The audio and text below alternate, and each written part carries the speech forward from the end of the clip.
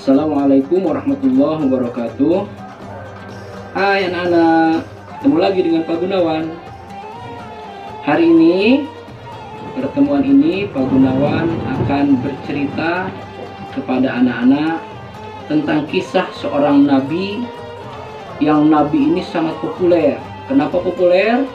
Karena hampir setiap saat manusia, khususnya orang Islam, selalu menyebut-nyebut namanya. Siapa? Betul, masih kerabat Nabi Muhammad, tepatnya nenek moyangnya Nabi Muhammad, yaitu Nabi Ibrahim. Kenapa sering kita sebut-sebut? Karena setiap kita sholat, kita selalu membaca nama beliau, menyampaikan sholawat atas beliau di bacaan terakhir kita di sholawat ketika kita sholat.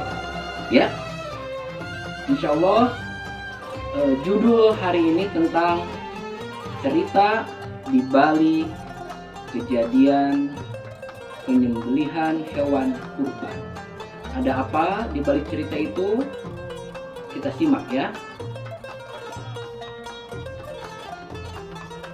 Awal mula cerita ini sebetulnya jauh sebelum kejadian perintah untuk penyembelihan hewan kurban, berawal dari peristiwa di keluarga Nabi Ibrahim.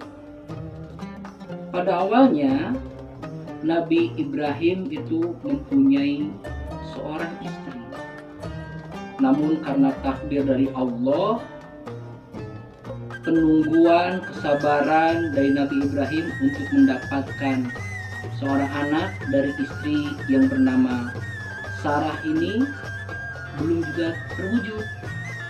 Akhirnya takdirullah, Nabi Ibrahim menikah kepada Siti Hajar dan rezeki dari Allah datang.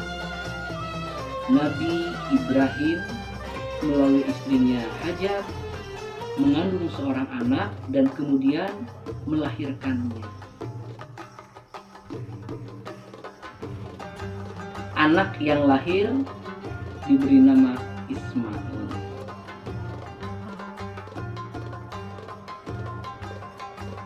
Satu ketika Nabi Ibrahim mendapatkan perintah oleh Allah untuk membawa Siti Hajar dan anaknya Ismail untuk pergi dari Syam. Atas perintah itulah Nabi Ibrahim membawa Siti Hajar dan Ismail kecil menuju suatu tempat yang belum tahu tempat itu apa.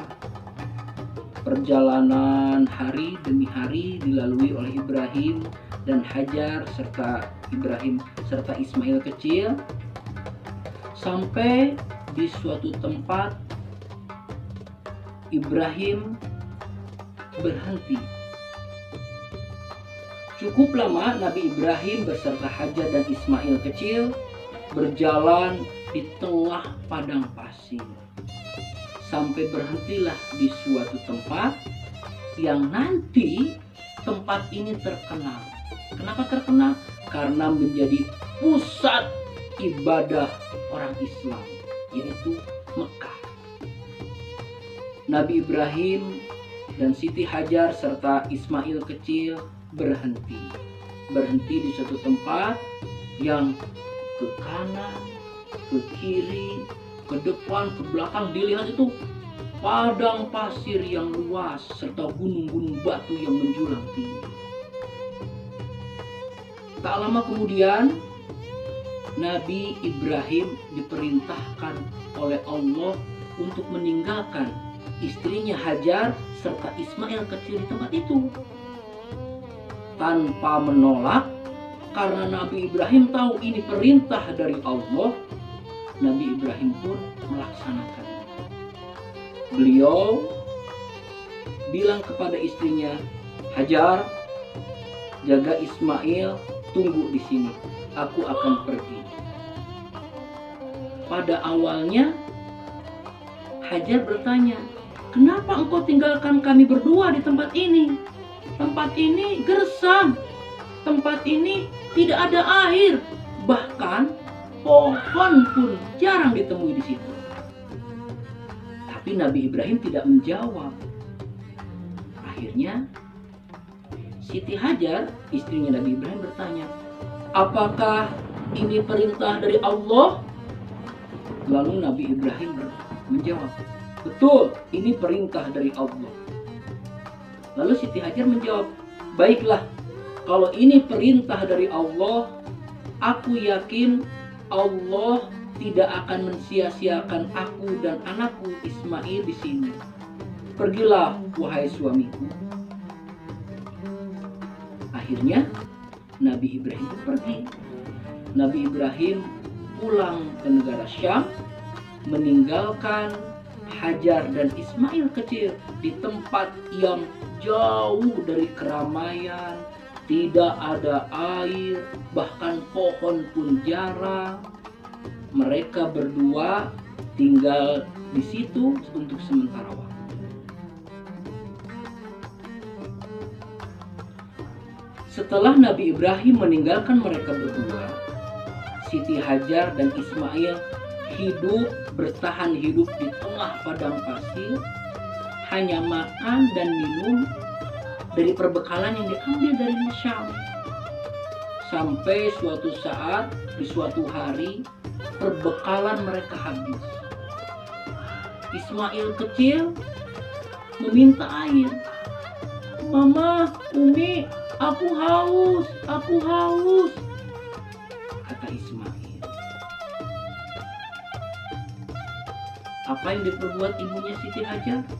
Siti Hajar bergegas pergi, mencari, melihat ke kanan, yang dilihat bukit. Melihat ke sebelah kiri, dilihat bukit juga. Tapi karena tidak mau putus asa, Siti Hajar berniat mencari kebutuhan buat si anak yang tercinta Ismail kecil. Lalu Siti Hajar pergi ke suatu bukit yang ternyata dikenal sekarang sebagai Bukit Safa. Pergi ke Safa. Sampai di atas bukit, Siti Hajar tidak menemukan apa-apa. Tapi tidak putus asa Siti Hajar. Melihat lagi, dilihat di ujung sebelah sana ada satu bukit yang diperkirakan, mudah-mudahan di bukit sebelah sana aku akan beruntung, akan menemukan sesuatu. Lalu Siti Hajar pergi dari Bukit Safa, turun, lalu naik lagi sampai di Bukit Marwa. Di Bukit Marwa hampir sama, tidak ditemukan apapun. Baik makanan, pohon, air, atau orang atau manusia yang lain di sana. Tapi ketika tidak menemukan apa-apa, Siti Hajar tidak putus asa. Setelah dari Safa ke Marwa, dari Marwa kembali lagi ke Bukit Safa, dari Safa kembali lagi ke Bukit Marwa, dengan harapan bisa menemukan sesuatu yang bisa dimakan atau menemukan air. Ternyata disadari atau tidak, ibunya Ismail, Siti Hajar, telah melaksanakan bolak-balik dari Safa ke Bukit Marwa sampai 7 kali hitungan. Masya Allah. Itulah perjuangan Siti Hajar yang ingin memberikan yang terbaik buat anaknya Ismail kecil yang pada saat itu sedang kehausan, kelaparan. Bayangkan sama anak-anak. Lalu apa yang terjadi? Setelah Siti Hajar bolak-balik Bukit Safa, Bukit Marwa, kembali ke Safa, kembali ke Marwa, sampai 7 kali, ketika di Bukit Marwa, Siti Hajar terdiam. Merasakan karena letih tentu saja capek. Tapi terdengar suatu suara yang berkata, "Diam." Siti Hajar terkejut. sepertinya aku mendengar perkataan dia. Wah, jangan-jangan ada manusia lain di sini. Lalu Siti Hajar bergegas cepat-cepat nih mencari siapa yang berkata diam. Lalu Siti Hajar berjalan mencari dari mana suara diam itu. Dan ternyata Siti Hajar melihat di bawah sana, di suatu tempat ada satu sosok. Sosok apa itu? Karena penasaran, Siti Hajar menuju sosok tersebut. Berjalan mendekatinya, dan ternyata disampaikan dalam cerita itu bahwa yang tadi memanggil dan berkata diam adalah malaikat Jibril. Apa yang dilakukan malaikat Jibril? Ternyata malaikat Jibril sedang mengais-ngais tanah, menggaruk-garuk tanah. Ada yang berkata dengan kakinya diinjak-injak, dan ada lagi tambahan digaruknya menggunakan tangan dan sayapnya. Lalu ajaibnya, dari tanah yang dikais-kais tersebut keluarlah air. Lalu Siti Hajar bergegas cepat-cepat. Kenapa? Karena dilihatnya air. Ketika melihat air, Siti Hajar beranggapan, aduh, anakku Ismail haus, aku harus segera mengambilnya. Lalu Siti Hajar dengan izin dari Jibril, silakan ambil. Siti Hajar pun langsung mengisi air itu dimasukkan ke botol air, ke tempat air. Semakin diambil, semakin keluar air itu. Lalu kata Jibril, Zam-zam, Zam-zam, Zam-zam. Nah, apa itu Zam-zam? Berkumpul. Katanya seperti itu. Betapa bahagianya Siti Hajar, karena ternyata setelah bolak-balik Bukit Safa sampai Bukit Marwah 7 kali, pada akhirnya pertolongan Allah datang. Allah memerintahkan malaikat Jibril untuk mengais tanah dan menendangnya dengan kakinya, lalu keluar air. Nah, itu awal mula kejadian air Zam-zam yang sampai saat ini gak pernah habis. Padahal jutaan manusia yang ibadah haji akan minum dari air Zam-zam ini. Sampai sekarang air Zam-zam tak pernah kering, tidak pernah habis. Masya Allah. Alhamdulillah, segala puji hanya milik Allah. Itulah buah dari kesabaran dan usaha keras Siti Hajar. Allah pun memberikan rizki berupa air yang melimpah. Dan karenanya Siti Hajar dan Ismail kecil bisa hidup di situ. Tentu saja karena air muncul, pohon pun ikut muncul. Diceritakan ada pohon kurma yang kembali menjadi subur. Bahkan buah kurmanya banyak. Itulah balasan dari Allah, ganjaran dari Allah buat manusia yang berusaha dan sabar untuk menerima apa yang diberikan oleh Allah Subhanahu wa Ta'ala. Di suatu tempat ada sekelompok manusia yang mereka bergerombol, ada yang naik kuda, ada yang naik unta.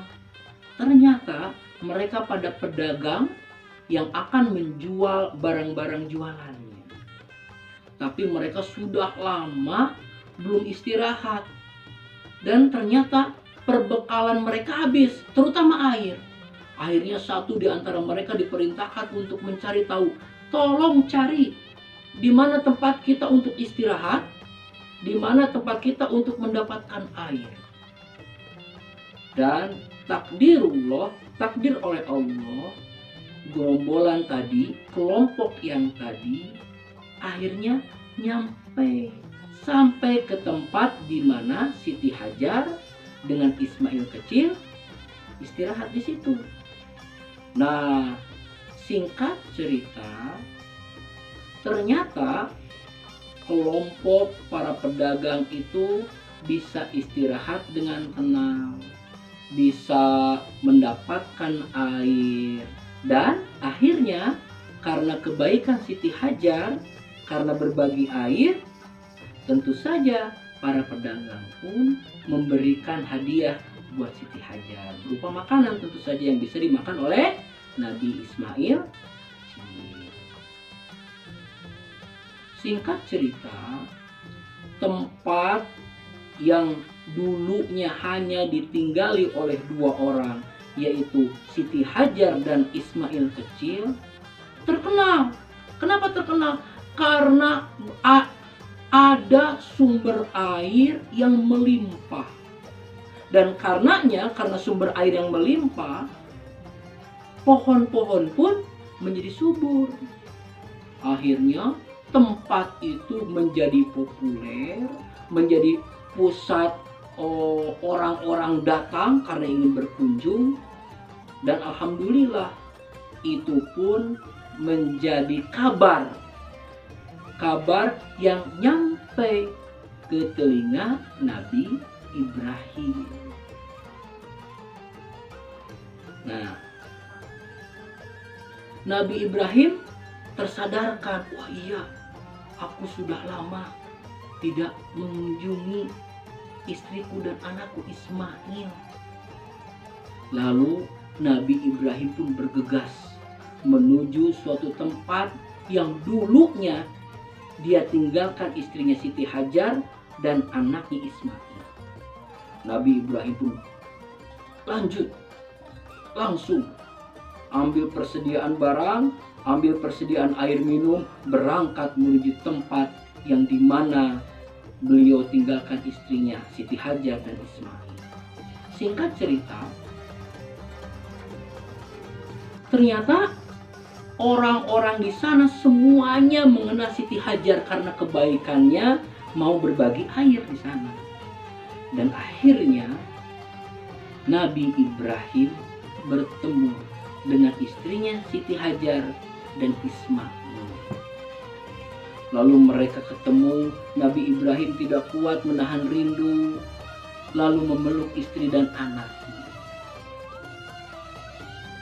Sampai suatu hari, setelah mereka berkumpul, Nabi Ibrahim dalam istirahatnya mendapatkan suatu kejadian yang luar biasa.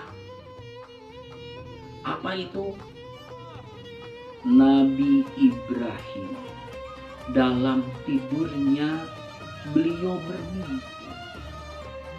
Dalam mimpinya beliau didatangi oleh Allah dalam berupa suara dan memerintahkan. Nabi Ibrahim kaget, terbangun. Kenapa terbangun? Karena mimpinya luar biasa. Mimpinya tidak biasa. Kenapa? Dalam mimpinya beliau diperintahkan oleh Allah untuk mengorbankan Ismail kecil. Dan akhirnya suatu hari Nabi Ibrahim memanggil Ismail dan istrinya. Dipanggillah Ismail. Hei Ismail, kemari anakku. Lalu Nabi Ismail yang pada saat itu lagi lucu-lucunya datang memenuhi panggilan Nabi Ibrahim. Lalu terjadilah percakapan, terjadilah obrolan dari Ibrahim kepada anaknya Ismail. Apa yang diobrolkan? Awalnya Nabi Ibrahim itu ragu untuk menceritakan mimpinya. Tapi karena yakin itu adalah perintah dari Allah, akhirnya Nabi Ibrahim menceritakan isi mimpinya kepada anaknya Ismail. Apa yang terjadi? Ternyata Ismail menjawab Apa jawabannya? Masya Allah. Jawabannya begini. Abi, ayahku, kalau itu perintah dari Allah, laksanakan. Itu perintah dari Allah, harus dilaksanakan, Abi. Laksanakan apa yang Allah perintahkan. Ternyata Nabi Ibrahim kaget karena anaknya bukannya menolak, malah mendorong Nabi Ibrahim untuk melaksanakan tugasnya, untuk melaksanakan kewajiban dari Allah. Apa itu? Untuk mengorbankan Ismail kecil. Dengan sedih berlinang air mata, Nabi Ibrahim bersyukur punya anak yang soleh. Nah, itulah salah satu bentuk ketaatan Ibrahim dan Ismail walaupun masih kecil terhadap perintah dari Allah Subhanahu wa Ta'ala.